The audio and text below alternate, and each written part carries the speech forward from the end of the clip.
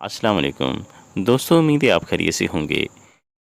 ملک عزیز کے بیشتر علاقے سیلاب میں ڈوبے ہوئے ہیں اور بہت سے لوگ نقل مکانی کر کے محفوظ جگہوں پر پہنچ چکے ہیں، لیکن پھر بھی وہاں پر کافی سارے لوگ ابھی بھی ایسے علاقوں میں رکے ہوئے ہیں، وہ پھنسے ہوئے ہیں۔ ظاہر ہے وہ ان کے آبائی وطن ہیں اور بہت سی ان کے مال مویشی اور باقی دیگر گھر وہ مکمل طور پر چھوڑ تو نہیں سکتے۔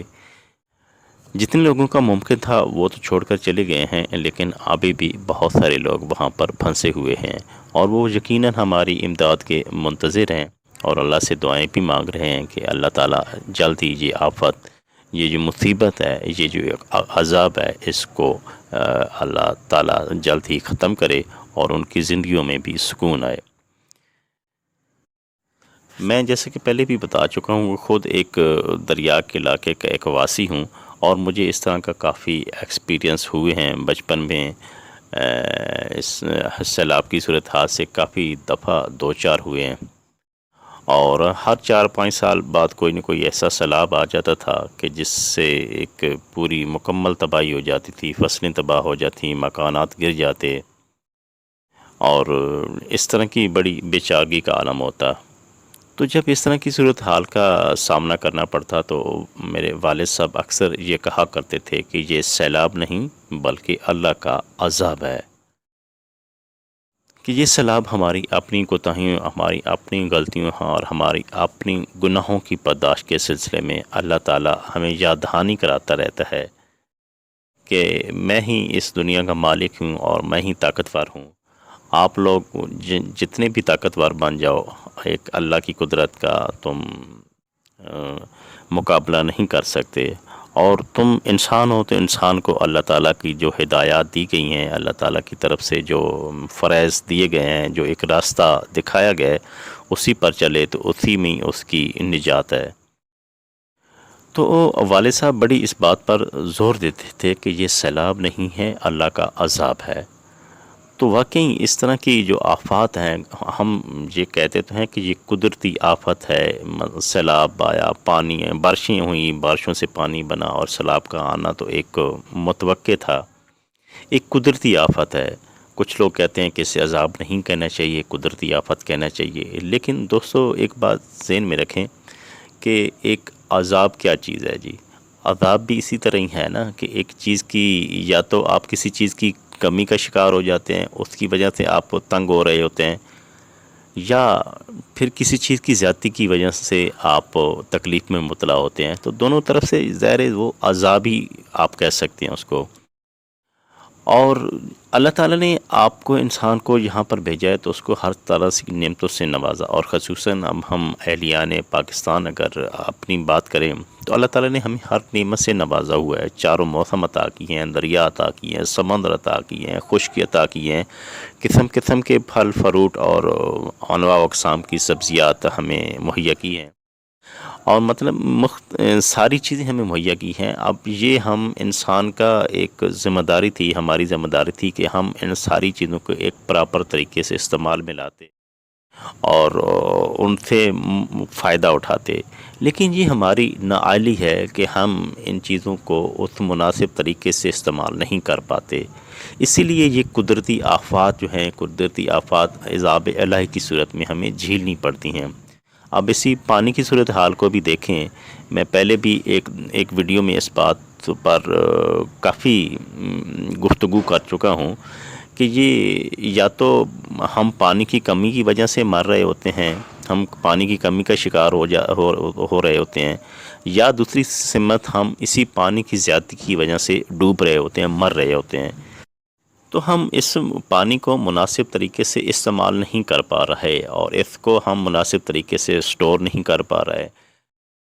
قدرتی بارشیں ہوتی ہیں، ہمیں پتہ ہے برسات کے موسم میں بارشیں ہوتی ہیں، متوقع ہوتی ہیں، ہمارا جو موسمیات کا ڈپارٹمنٹ ہے وہ اس کے بارے میں ہمیں بتاتا رہتا ہے،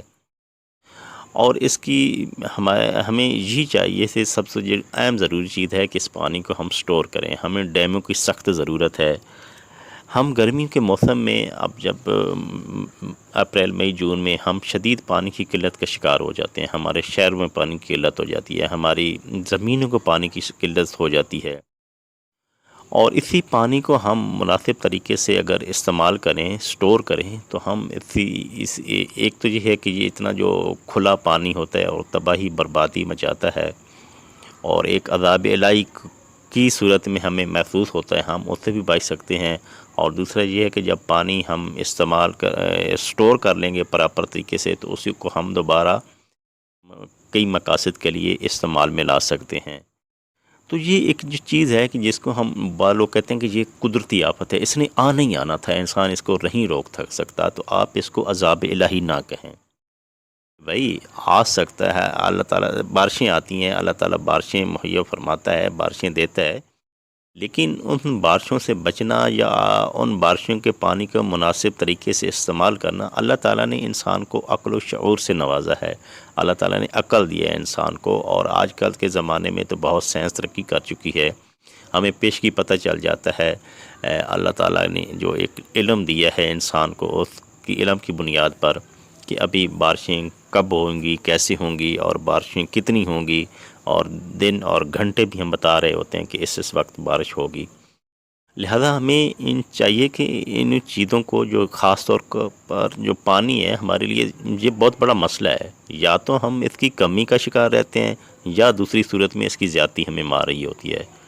تو عذاب الہی یہ چیز ہے کہ ہم اللہ تعالیٰ کی دی ہوئی نعمتوں کو پراپر استعمال کرنے کے قابل نہیں ہیں، اور یہ ہماری بہت بڑی مس مینجمنٹ ہے، ہماری نالائکی ہے، اور اسی نالائکی کی اللہ تعالیٰ ہمیں سزا دیتا ہے۔ اور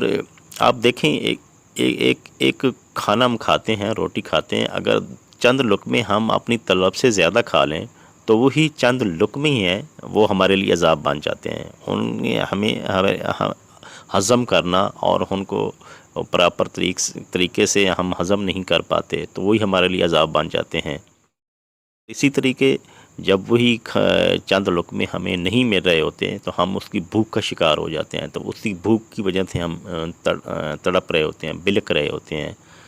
تو مطلب یہ ہے کہ عذاب الہی اور دنیا میں تو اسی طرح ہی آنا ہے کہ اللہ تعالیٰ نے انسان کو جو اختیار ایک دیا ہے، اس کو مناسب طریقے سے انسان اپنے اختیار کو بروئے کار نہیں لاتا، اور وہی چیز جو اللہ تعالیٰ کی ایک نعمت ہوتی ہے، انعام ہوتا ہے، وہی انسان کے لیے زحمت بن جاتی ہے۔ اور اس کی سب سے جو بڑی مثال اس وقت ہے، موجودہ دور میں ہے، ابھی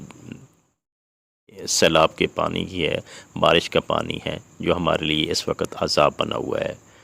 تو اسی طرح مطلب قدرتی آفت ضرور ہے، لیکن قدرتی آفت سے بچنے کے لیے انسان بچ سکتا ہے، اور اس کے کافی حد تک بچا بھی جا سکتا ہے، لیکن اس کی مناسب طریقے سے ہم حفاظت نہیں کر پاتے، اور اس مس مینجمنٹ کی وجہ سے ہم عذاب الہی میں مبتلا ہو جاتے ہیں۔ اور یہ تو پھر اللہ تعالیٰ کے ایک قانون بھی ہے کہ جو انسان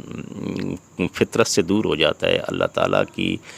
جو مہیا کردہ اصول ہیں ان سے انحراف کر لیتا ہے، تو وہ تو پھر عذاب الہی کا لازماً شکار ہوتا ہی ہے۔ تو بہرحال ہم سارا کچھ اپنی حکومت کے متھے ہی نہ ماریں، اس کے قصور نہ کریں، ہماری اپنی بھی ذمہ داری ہے کہ ہم اپنے جتنا ایک ہمارا اختیار میں ہے اس کو بروئے کار لاتے ہوئے ان چیزوں پہ ہم فوکس کریں، ان چیزوں پہ توجہ دیں، اور قدرت کے جو رہنما مہیا کردہ اصول ہیں ان اصولوں کے مطابق چلیں۔ اور قدرت کی جو اس طرح کی یہ وارننگ بھی ہوتی ہیں انسان کے لیے کہ انسان جتنا مرضی طاقتور ہو جائے، اللہ تعالیٰ ہی طاقتور ہے، اور وہ کسی اپنے اس طرح کی چیزیں دکھاتا رہتا ہے، کسی وقت پانی کی زیادتی، کسی وقت اور کوئی چیز، کسی وقت کوئی زلزلہ ایسا آ جاتا ہے کہ آنے واحد میں سارا کچھ ملیا میٹ ہو جاتا ہے۔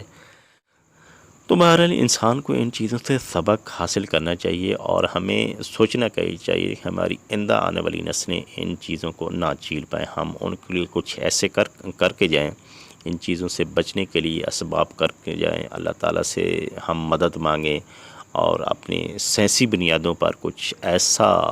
ہم اقدامات کریں کہ ان سے جو ایک نقصان ہوتا ہے اس سے کافی حد تک بچائیں اپنے آپ کو، اپنے ملک کو، اپنی قوم کو، اور اپنے جو اتنا قیمتی ایک نقصانات ہو رہے ہیں ان سے بچیں۔ تو اللہ تعالیٰ سے سب سے پہلے تو